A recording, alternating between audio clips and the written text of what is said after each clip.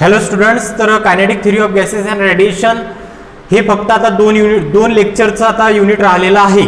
तर आज आपण 2 क्वेश्चन पाहणार आहोत आणि नंतरच्या नेक्स्ट लेक्चरमध्ये आपण 2 क्वेश्चन पाहणार आहोत. तर बघा क्वेश्चन काय आहे, Kirchhoff's law of heat radiation. आता Kirchhoff's law of heat radiation, तर किर्चॉफ्सने एक लॉ दिला की तो हीट एक्सचेंजशी रिलेटेड आहे. ठीक आहे, हीट रेडिएशनशी रिलेटेड आहे.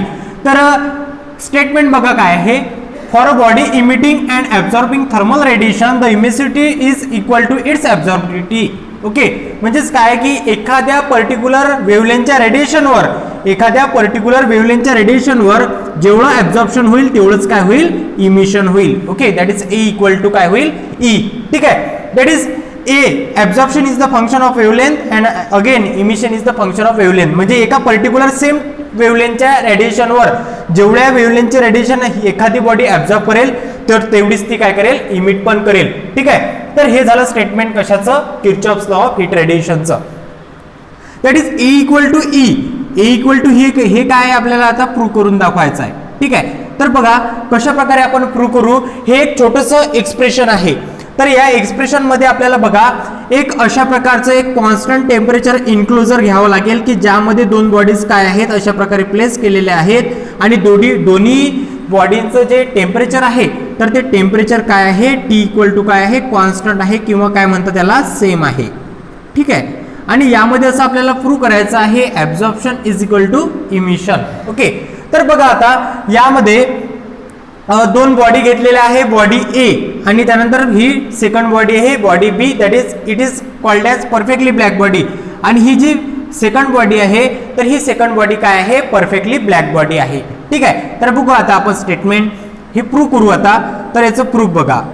एक्सप्रेशन आहे एकदम छोटंसं कसं एक्सप्रेशन आहे. तर या एक्सप्रेशन मध्ये बघा सर्वात अगोदर let take 2 bodies, body A and perfectly black body. Okay, 2 bodies घ्यायचे आहेत. इथं एक ऑर्डिनरी बॉडी आहे आणि सेकंडची बॉडी आहे. तर ती बॉडी कशी आहे, perfectly black body. Okay, let take. ठीक आहे, हे सेंटेन्स तुम्ही इथं लिहून घ्यायचं. सेकंड, तर बघा सेकंड सेंटेन्स कशा प्रकारे आहे, R is the emissive power. R A लिहितो मी इथं. ठीक आहे, R is the emissive power of body A. या बॉडीची जी इमिसिव्ह पॉवर आहे तर ती किती आहे, आर ए. किती आहे, आर ए. त्यानंतर बघा सेकंड लिहितो यामध्येच, R B is the emissive power of perfectly black body.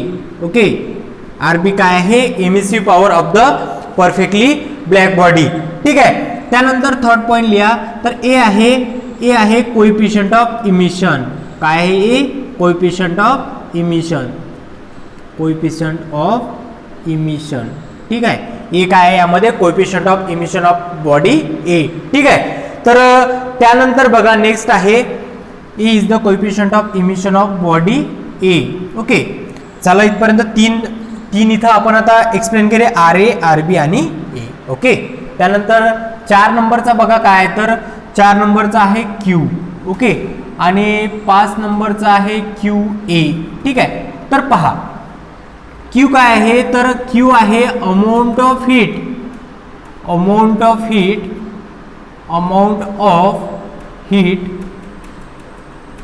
incident on each body in particular time.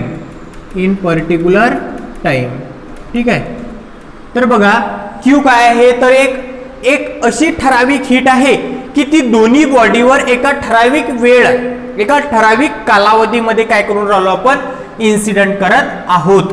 आणि क्यू ए बघा काय आहे, तर क्यू आहे तर amount of heat absorb by the body A. ठीक आहे, तर बघा क्यू ए काय आहे, तर amount of heat absorb by the body A. Okay, तर इथं एक सर्वात इम्पॉर्टंट अशी टर्म लक्षात घ्यायची की आता आपल्याला माहिती आहे Q A upon Q equal to काय असतो ए. ठीक आहे, that is coefficient of absorption. तर coefficient of absorption is equal to it is the ratio of amount of heat absorbed by the body A to the amount of heat incident on that body A. Okay, तर हे आपल्याला equation माहिती आहे. मग यावरून QA काय होईल, तर QA इक्वल टू होईल A इंटू Q. याला देऊन देऊ आपण इक्वेशन नंबर 1. ठीक आहे, नाही दिलं तरी चालते. नेक्स्ट याला देऊ आपण इक्वेशन नंबर 1. ठीक आहे, झालं इथपर्यंत. ठीक आहे, देऊन देऊ याला फॉर अवर कन्व्हिनियन्स. ठीक आहे, तर त्यानंतरचं यामधलं सर्वात इम्पॉर्टंट असं स्टेटमेंट बघा काय आहे. तर नेक्स्ट असं इम्पॉर्टंट स्टेटमेंट आहे बघा, the amount of heat, the amount of heat, the amount of heat absorb by the body A is equal to काय येईल मग इथं बघा QA. काय येईल इथं QA. Okay, Q into A. ठीक आहे, विच इज इक्वल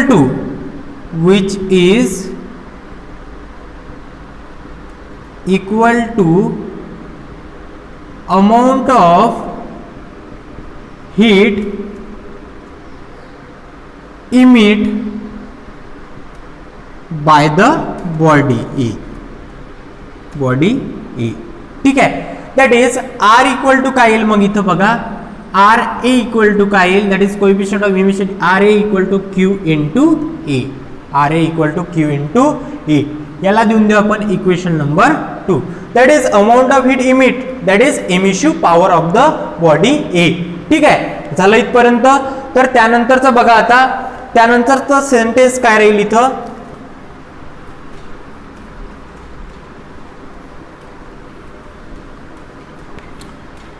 बघा, Q इंटू A. ठीक आहे, त्यानंतर हे झालं आपल्या बॉडी A साठी. हे काय झालं फॉर बॉडी A. ए या बॉडीसाठी आपण हे एक्सप्रेशन एक्सप्लेन केलं. ठीक आहे, त्यानंतर बघा नेक्स्ट पॉइंट काय होईल, तर नेक्स्ट पॉइंट आता फॉर ब्लॅक बॉडी साठी काय एक्सप्लेन करू मग आपण, तर ब्लॅक बॉडी साठी जेवढी इमिशिव्ह पॉवर असेल तर तेवढीच काय असते RB. दॅट इज जेवढी इमिसिव्ह पॉवर असेल तर तेवढीच काय असते त्याची amount of heat incident on that body. ठीक आहे, RB इक्वल टू Q. ठीक आहे, तर बघा झालं इथपर्यंत. तर याला देऊन देऊ आपण इक्वेशन नंबर 3. ठीक आहे, मग त्यानंतर आपण करू डिवाइड इक्वेशन 2/3. इक्वेशन 2 ला जर 3 ने डिवाइड केल्यावर काय येईल बघा, तर RA upon RB equal to QA upon Q. Okay, that is QQ is cancel. So RA upon RB equal to काय येईल A. ठीक आहे, आणि RA upon RB माहिती आहे आपल्याला काय आहे, तर RA upon RB is equal to काय असतो E असतो. ठीक आहे, what is E? That is E is the coefficient of emission.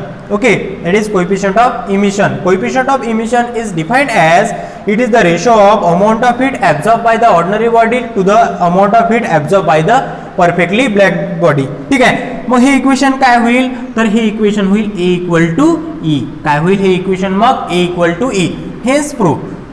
एवढं साधा आणि सोपं हे एक्सप्रेशन आहे. ठीक आहे, चला किती सोपी आहे. तर पहा, हे या एक्सप्रेशन मध्ये आपण काय केलं, तर या एक्सप्रेशनचं सर्वात अगोदर मिनिंग काय आहे, तर मिनिंग एवढंच आहे की किर्चॉफ्स लॉ इथं आपल्याला काय करायचं आहे, प्रूव्ह करायचं आहे. काय प्रूव्ह करायचं आपल्याला इथं, किर्चॉफ्स लॉ. ठीक आहे, तर किर्चॉफ्सने काय म्हटलेलं आहे त्याच्या लॉ मध्ये, तर जेवढी अमाऊंट ऑफ हीट ऍब्झॉर्ब होईल त्या बॉडीने तेवढीच अमाऊंट ऑफ हीट काय व्हायला पाहिजे, काय होईल, इमिट होईल. That is coefficient of absorption, that is absorptivity is equal to emittivity. Okay, तर हे आहे किर्चॉफ्स लॉचं statement, Kirchhoff's law of heat radiation. ठीक आहे, मग या हे एक्सप्रेशन आपण कशा प्रकारे प्रूव्ह केलं, तर बघा सर्वात अगोदर आपण एक कॉन्स्टंट टेम्परेचर इन्क्लोजर घेतलं की ज्यामध्ये टेम्परेचर काय असेल, कॉन्स्टंट असेल, आणि त्यामध्ये 2 बॉडी पुट केल्या. तर त्या 2 बॉडी कशा आहेत, एक ऑर्डिनरी बॉडी आहे आणि जी सेकंड बॉडी आहे तर ती बॉडी कशी आहे, परफेक्टली ब्लॅक बॉडी आहे. ठीक आहे, दोन बॉडी घेतल्या, दोन बॉडी त्या कॉन्स्टंट टेम्परेचर इन्क्लोजर मध्ये काय केल्या, पुट केल्या. ठीक आहे, मग नेक्स्ट काय लिहिलं तर बघा आर काय आहे तर आर ए लिहितात किंवा आर पण लिहितात. तर आर ए काय आहे, it is the emissive power of the ordinary body and RB is the emissive power of the perfectly black body. Okay, त्यानंतर A काय आहे, it is the coefficient of absorption. A काय आहे, coefficient of absorption. Okay, त्यानंतर Q काय आहे, the amount of heat incident on each body in a time. Okay, is called as Q. Okay, त्यानंतर आहे QA काय आहे, it is the amount of heat absorbed by the body A. Okay, and which is equal to QA upon Q equal to काय असतो A. That is QA equal to A into that is coefficient of absorption into amount of heat incident on that body. Okay, hence QA equal to काय आहे, Q into A. Okay, equation number 1. त्यानंतर second काय आहे की the amount of heat absorbed by the body equal to amount of heat released by the body. Okay, that is कशा प्रकारे लिहू शकतो मग आपण हे, R इक्वल टू काय आहे बघा, R equal to Q into A. R equal to Q into A, that is emissive power equal to Q into A. Okay, हे झालं आपलं ऑर्डिनरी बॉडीसाठी. त्यानंतर second, for perfectly black body the amount of absorption is equal to amount of emission. Okay, that is R equal to Q. Okay, that is R equal to Q. Okay, and finally divide equation 2 by 1, that is here 3 by 2, that is 2 by 3, that is RA upon RB equal to QA upon Q. Q cancel, RA upon RB equal to Q, and hence RA upon RB equal to E. But we know that it is the definition of coefficient of emission, that is amount of radiant heat absorbed by the body to the amount of it is the ratio of total heat. The coefficient of emission is defined as it is the ratio of amount of radiant heat emitted by the ordinary body to the amount of radiant heat emitted by the perfectly black body, that is A equal to E. Okay, तर अशा प्रकारे साधा आणि सोपं काय आहे expression. आता बघू आपण आपला नेक्स्ट क्वेश्चन.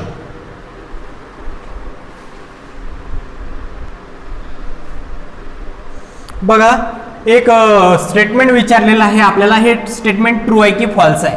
ओके, तर बघा R इक्वल टू 1, जर समजा कोएफिशियंट ऑफ रिफ्लेक्शन हा 1 असेल तर ती बॉडी व्हाईट बॉडी असेल का, ट्रू किंवा फॉल्स.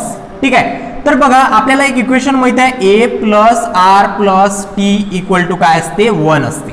ओके, त्यानंतर R equal to 1, R equal to जर 1 आहे समजा, तर A इक्वल टू किती होईल, 0 होईल. T इक्वल टू किती होईल, 0 होईल. बरोबर आहे, A आणि T काय राहिली तर 0 राहील. मग A जर 0 आहे तर A इक्वल टू काय असतो, E असतो. A इक्वल टू काय असतो, E असतो. म्हणजे इथं E पण काय झाला, 0 झाला. ठीक आहे, E पण काय झाला, इथं 0 झाला. ही केस काय आहे, पॉसिबल नाही. ही case this is not possible case. This is not possible case. ही केसच पॉसिबल नाही आहे. ठीक आहे, above 0 kelvin temperature, above 0 kelvin temperature आपण बघितलं होतं. 0 केल्विनच्या वर टेम्परेचरवर काही ना काही हीट काय होत असते, रेडिएट होत असते. ठीक आहे, त्यामुळे हे जे सेंटेन्स आहे हे स्टेटमेंट कसं आहे, हे जे स्टेटमेंट आहे तर हे स्टेटमेंट कसं आहे, फॉल्स. कसं आहे, फॉल्स आहे. Because at above 0 Kelvin temperature some amount of heat is radiated. Okay, जर रेडिएट आहे, इमिशन आहे, तर मग इथं ऍब्झॉर्प्शन पण काहीतरी असेलच. त्यामुळे ही जी बॉडी आहे तर ती बॉडी व्हाईट बॉडी कन्सिडर होत नाही. ही बॉडी व्हाईट बॉडी कन्सिडर होत नाही. किंवा असं सरळ आपण म्हणू शकतो की या युनिव्हर्स मध्ये कोणतीच बॉडी ही व्हाईट बॉडी नाही. ठीक आहे, म्हणजेच ऍब्झॉर्प्शन जर आलं तर तिथं काहीतरी प्रमाणात इमिशन हे येईलच. ठीक आहे, तर अशा प्रकारे या क्वेश्चनचं मीनिंग आहे. ओके, आता बघू पुन्हा आपण आपला next third question.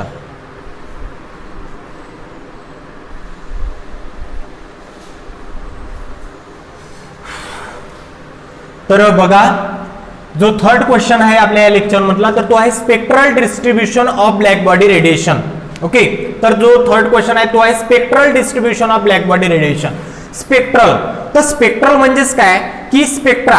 Okay, spectra म्हणजेच तुमच्या लक्षात येते की फ्रिक्वेन्सी, कशाचं डिस्ट्रीब्युशन, फ्रिक्वेन्सीचं डिस्ट्रीब्युशन. ओके, तर फ्रिक्वेन्सी आणि वेव्हलेंथ ह्या काय आहेत, इंटर रिलेटेड गोष्टी आहेत दोन्ही. ओके, तर त्याच कंडिशन मध्ये आपल्याला स्पेक्ट्रल डिस्ट्रीब्युशन म्हणजे काय, तर बघा सर्वात अगोदर जी रेडियंट पॉवर असते, ठीक आहे, सर्वात अगोदर लक्षात ठेवायचं radiant power. Okay, radiant power म्हणजेच काय की किती अमाऊंट, किती वेव्हलेंथचे रेडिएशन हे इमिट होत असतील. Okay, that is radiant power is the function of wavelength. Radiant power is the function of wavelength. Okay, जेवढी रेडियंट पॉवर जास्त असेल तेवढी वेव्हलेंथ काय असेल, जास्त असेल. Okay, that is radiant power is the function of wavelength. Okay, म्हणजे याला radiant power per unit area पण म्हणतात. Okay, radiant power per unit area. Okay, तर रेडियंट पॉवर त्यानंतर वेव्हलेंथ आणि त्यानंतर याचा सरळ सरळ संबंध पुन्हा कशासोबत आहे, तर टेम्परेचर सोबत.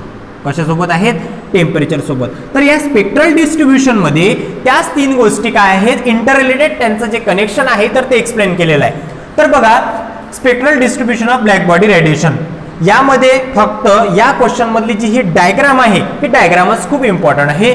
2 मार्क्ससाठी फक्त ही डायग्राम विचारले जाऊ शकते. बघा आता इथं आपण एक एक 1 बाय 1 एक कर्व आपण एक्सप्लेन करू.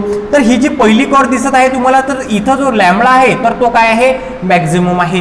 म्हणजे इथं जी वेव्हलेंथ आहे तर ती मॅक्झिमम आहे. कशाची, रेडिएशनची, इमिटिंग रेडिएशनची. आणि तिचं टेम्परेचर पण काय आहे, जास्त आहे, दॅट इज 5500 केल्विन. ठीक आहे, म्हणजे इथं जी रेडियंट पॉवर आहे तर ती रेडियंट पॉवर काय आहे, जास्त आहे. का बरं, लॅम्बडा पण जास्त आहे आणि इथं वेव्हलेंथ पण जास्त आहे. सेकंड केस मध्ये पण, आणि सेकंड केस मध्ये 5000 केल्विन टेम्परेचर आहे, वेव्हलेंथ मिनिमम आहे, विजिबल रेंज आहे. ओके, त्यानंतर थर्ड याच्यामध्ये 4000 आणि त्यानंतर लास्ट आहे 3000 केल्विन. ठीक आहे, इथं काय इन्क्रीज होऊन राहिलं, इथं जी वेव्हलेंथ आहे तर ती वेव्हलेंथ काय होत आहे, इन्क्रीज होत आहे. बट एका पर्टिक्युलर रिजन मध्ये वेव्हलेंथच्या, एका पर्टिक्युलर रिजन मध्ये वेव्हलेंथच्या त्यावेळेसच जी रेडियंट पॉवर आहे तर ती काय आहे, मॅक्झिमम आहे. ती काय आहे, मॅक्झिमम आहे. इथं जरी वेव्हलेंथ वाढत गेली एक पर्टिक्युलर रिजन मध्येच, एका पर्टिक्युलर रिजन मध्येच वेव्हलेंथच्या टेम्परेचर काय आहे, मॅक्झिमम आहे. बट अदर रेंज मध्ये तुम्हाला ह्या ज्या कर्व आहे तर ह्या कर्व काय होतात, डिक्रीजिंग होतात. ठीक आहे, आणि जशी जसं वेव्हलेंथ वाढत जाते समोर समोर तसं टेम्परेचर पण डिक्रीज होते. टेम्परेचर जर डिक्रीज झालं तर इकडे रेडियंट पॉवर पण काय होत जाते, कमी होत जाते. ठीक आहे, तर ह्या सर्व कर्व सांगणारा डायग्राम म्हणजेच काय, spectral distribution of black body radiation. Okay, तर अशा प्रकारे आहे spectral distribution of black body radiation. ठीक आहे, तर यामध्ये डायग्राम व्यवस्थित 1-2 वेळेस काढून बघायची. ठीक आहे, तर पहा आजच्या लेक्चरमध्ये एवढंच. बाकीचा जो टॉपिक आहे तर तो बघू आपण आपल्या नेक्स्ट लेक्चरमध्ये. नेक्स्ट लेक्चरमध्ये राहिलेली थिअरी आणि त्यानंतर आपले न्यूमरिकल स्टार्ट होऊन जातील. ठीक आहे, ओके, थँक्यू.